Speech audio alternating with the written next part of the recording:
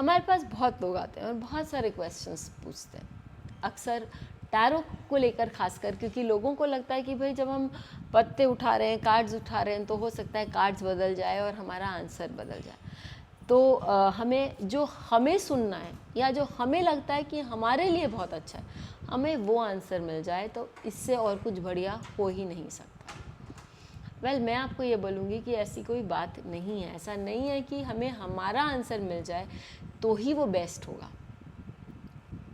जो टैरो हमें आंसर देना चाहता है वो बेस्ट होता है, क्योंकि वो हमें लाइफ जो जिस तरह हमें लेके जाना चाहती है उस तरफ का आंसर देता है। अब एक बात क्या हुई कि मेरे साथ एक बार रीडिंग में एक बच्चा आया जिनके घर में भी बहुत सारे टैरो रीडर्स थे, लेकिन उसको एक अनबायस्ड ओपिनियन चाहिए था कि भाई मैं क्या करूं।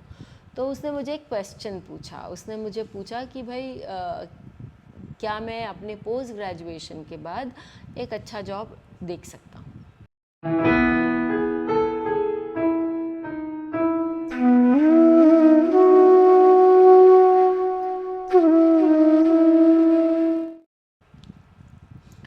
ठीक है, ये तो हमने बताना ही है। मैंने कार्ड्स ड्रॉ करे और कार्ड्स आप देख रहे हैं कि 8 ऑफ वॉन्ड्स आया, वो रिवर्स में आया। तो दूसरा कार्ड्स आया वो आप देख रहे हैं कि एस ऑफ वॉन्ड्स, वो अपराइट आया। और जो तीसरा कार्ड है वो भी पेज ऑफ वॉन्ड्स रिवर्स में आया। ये तीन, जब मैं 3 का स्प्रेड करी हूँ, जो बीच वाला कार्ड है वो बहुत मायने रखता है। मैंने उसको जो बोला कि आपने जो क्वेश्चन पूछा है उसमें ये दिखा रहा है कि आपका S of wands is very strong.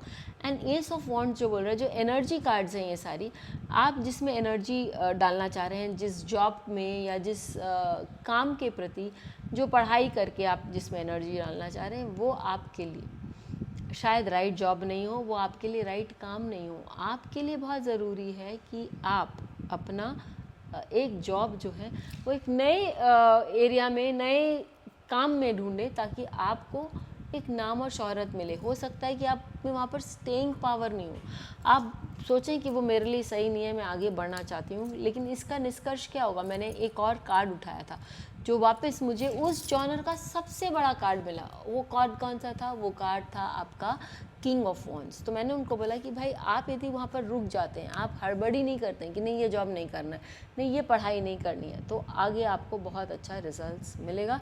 You will establish yourself very strongly. उन्होंने सुन लिया।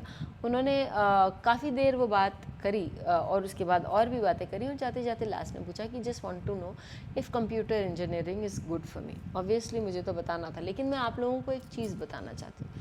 जैसा मैंने बोला कि है हमारा डिवाइन साइंस है भाई, ये सर्वव्यापी है, और इसका जो नॉलेज, इसका जो एक्सप्रेशन है, वो हमारे नॉलेज से, हमारे एक्सप्रेशन से कहीं बड़ा है। यदि आपको सही ढंग से इसको पढ़ना आता है तो यू विल अंडरस्टैंड कि आप आगे अपना, इनफैक्ट हम लोग नोटबुक बना के रखते हैं जहाँ पर हम अपने क्वेश्चंस डाल के रखते हैं, और हम देखते हैं कि आगे चल के वो लाइफ ठीक बहुत बहुत सटली, बहुत आहिस्ता से, लेकिन डेफिनेटली उस रास्ते पे हमें लेके जाती है। हमें मालूम भी नहीं पड़ता, और हमारे जो प्रश्न है ये सही होने लगते हैं। तो मैंने उनको देखा, मैंने उनका सेकंड प्रश्न उतारा, तो उनका देखा कि भाई वहाँ पर सेकंड प्रश्न में साथ में 2 और भी कार्ड्स गिर गए थे जो मेजर आर्कना के थे। और जब मेजर आर्कना के कार्ड्स गिरते हैं, please remember very well, that's a definite sign, क्योंकि मेजर आर्कना आपके दृढ़ कर्म को बताता है। तो मैंने बोला कि आपके मेजर आर्कना के 2 कार्ड्स गिरे हैं, एक तो गिरा था द डेविल और दूसरा गिरा था द हर्मिट। मैंने बोला आपको इंट्रोस्पेक्ट करना चाहिए कि आपके को कुछ और भी मिल सकता है क्या, आप कुछ और भी देख सकते हैं क्या।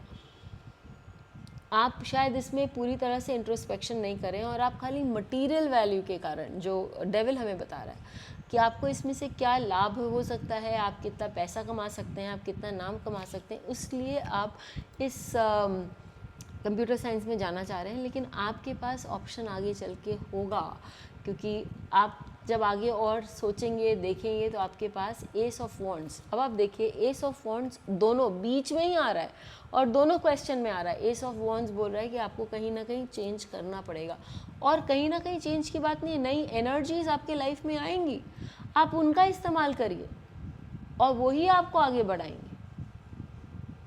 बात यह है कि जब हमें एक क्वेश्चन, एथिक्स भी ये बोलते हैं कि जब हमें एक क्वेश्चन मालूम पड़ जाता है, इसका एक आंसर मालूम पड़ जाता है, तो हमें एक ही डायरेक्शन में चलना चाहिए। We must not try to ask questions अलग अलग डायरेक्शन से, क्योंकि ये डिवाइन साइंस है। ये हमें उसी जगह ला के रखते हैं, उसी जगह ला के समझाते हैं जहाँ की हमें उन्होंने पहले भी उसका आंसर दिया था।